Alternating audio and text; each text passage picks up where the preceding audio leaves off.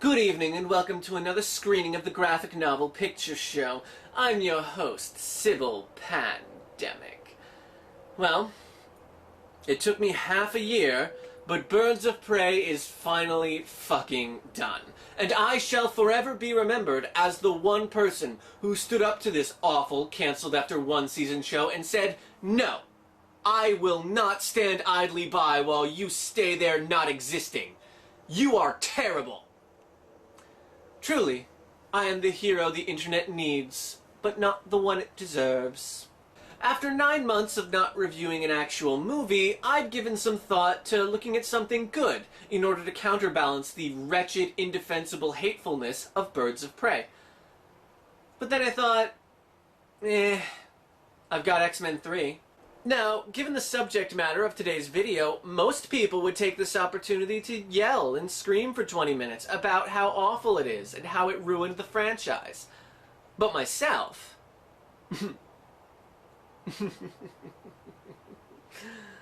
well, just take this as further proof of how much better I am than most people. Today we're looking at X3, The Last Stand.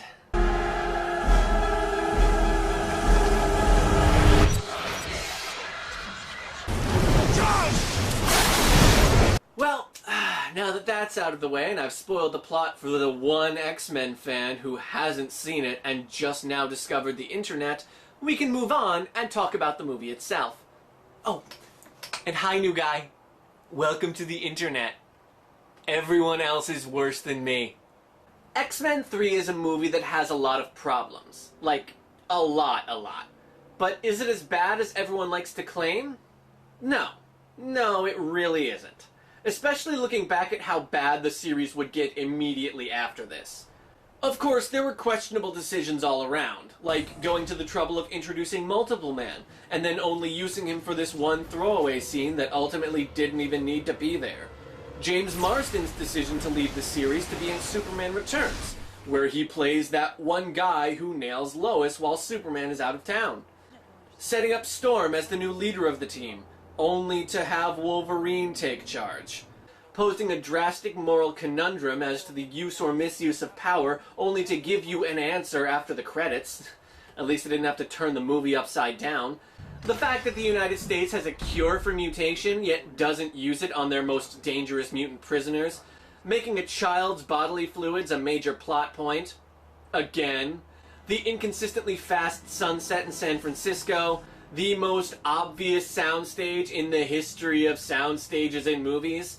How Magneto is foiled by plastic syringe guns but seems to forget that these lampposts and guard towers are made of metal, and instead of positing two sides of a debate and showing the merits of both, like they've done previously and will do in the future, here they show two sides of the debate and have them fight until one side is dead. And then there's lines like this. They will draw first blood. They will force their cure upon us. Really, Magneto? Will they draw first blood? Do these guys not count? But my biggest problem is how they take the Dark Phoenix storyline and the Gifted storyline, both of which would have made fantastic movies on their own, and smush them together into something way less interesting. Combining the two stories only makes it so neither gets the screen time it needs to fully develop, and both are harmed for it. The Cure plotline seems completely inconsequential after Jean becomes God, yet instead of focusing on how inconceivably powerful she is and turning her into the main antagonist, Jean becomes a glorified superweapon for Magneto when he attacks the Cure facility on Rikers Island. But there are things that I love too.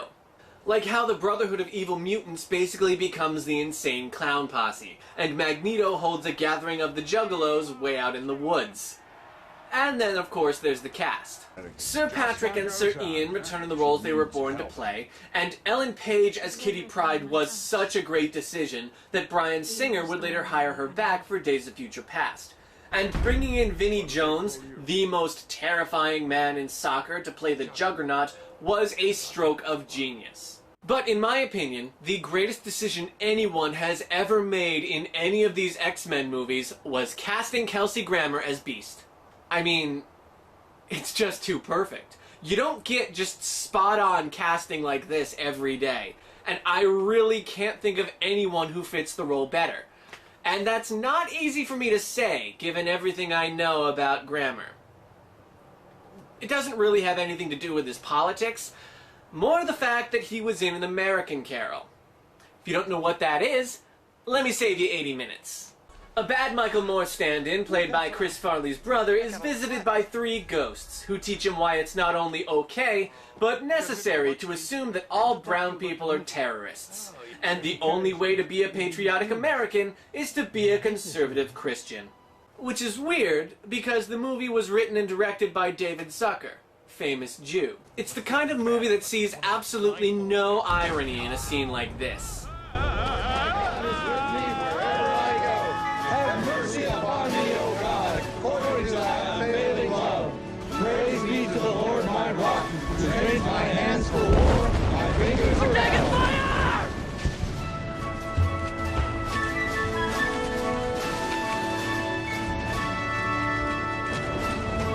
The kind of movie that assumes conservatives are so desperate for any media to agree with them that they'll embrace literally anything that portrays them in a positive light. But I'm not here to talk about An American Carol or its blatant misrepresentation of the religious beliefs of the Founding Fathers. I'm here to talk about all the things I like about The Last Stand. Like Rogue. Whenever someone talks about the X-Men movies, some commenter will inevitably bring up the topic of Rogue's characterization and how the movies ruined her. It's a simple fact of science. But I propose that Rogue is the best and most sympathetic character in this entire series, but who, unfortunately, never gets the credit she deserves. She's much like the Sansa Stark of the X-Men. And for the same reason I defend Game of Thrones when book purists complain about changes in the adaptation, I defend this version of Rogue. A big thing the first film needed was a certain outsider's perspective that Wolverine couldn't fulfill. After a few hundred years as an unstoppable ball of hair and murder, he became accustomed to life as a mutant, and didn't care what anyone thought of him. We needed someone who, up until this point, lived a normal life, who still had a stake in the outside world, and had to deal with developing a dangerous, destructive disability. And that's really what this is for Rogue. Her power isn't a blessing, it's a curse. She can't summon storms, she can't read minds, she doesn't have super healing.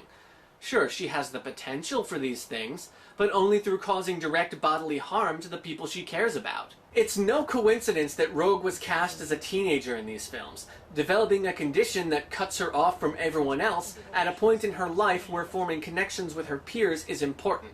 Rogue isn't a fighter like Wolverine, or an unstoppable force of nature like Jean or Storm, or a leader like Cyclops kind of is. She's just a kid who wants to live a normal life without hurting anyone, which is what makes her the most tragic and sympathetic character in these movies. It's what makes her final decision in The Last Stand the most reasonable conclusion for her character arc. Is it true? They can cure us? They can't cure us. You want to know why? Because there's nothing to cure. Nothing's wrong with you. Or any of us, for that matter. Sure, that's easy for you to say. You can give someone a hug. You can shake a hand without wearing gloves. You can have sex. But then again, I've always posited that Rogue's life would be so much easier if she was into bondage and leather. You know, stuff that prevented direct skin contact. But that's neither here nor there. When she decides to take the cure in the end, it's not because she wants Bobby to like her, or because she thinks being a mutant is bad or wrong, or because she wants to fit back in with society. She does it because it's what she wants for herself. She's not letting anyone else pressure her into becoming what they think she should be, because it's her body and her choice. Honestly, it's the best allegory for gender dysphoria in the entire series. Her powers are holding her prisoner, and she undergoes a procedure to become the person she wants to be. But the ending seems to imply that the cure was only temporary anyway, and Days of Future Past just retcons this whole thing out of existence. Sure, it would have also been cool to see Rogue go the opposite direction and learn to embrace her powers, and even get in on the fighting. But I appreciate what they did, whether or not it was intentional. Is it as good as the first 2 movies? No, of course not. What are you, insane? but it's also not nearly as bad and devoid of worth as people like to claim. Oh, and just because I know someone's going to ask, if they needed a teenager, why not go with Jubilee? Easy. It would be much harder to justify Magneto building a machine powered by fireworks. I'm Sybil Pandemic, and sometimes comics are a drag.